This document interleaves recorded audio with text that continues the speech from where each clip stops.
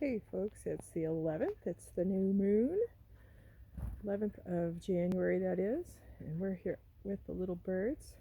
I thought at least they were happy to see me, but then I started getting feathers flung down at me. There is a hawk up in the tree shredding a little finch and tossing feathers down at me.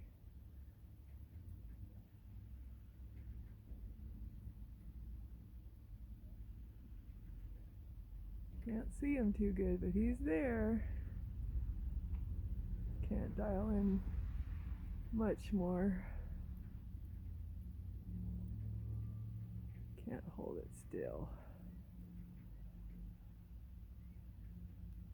Anyway, we got wildlife in the backyard. Not to fear, that's not one of our quail. That's a finch or a dove he's plucking. I think it's a finch.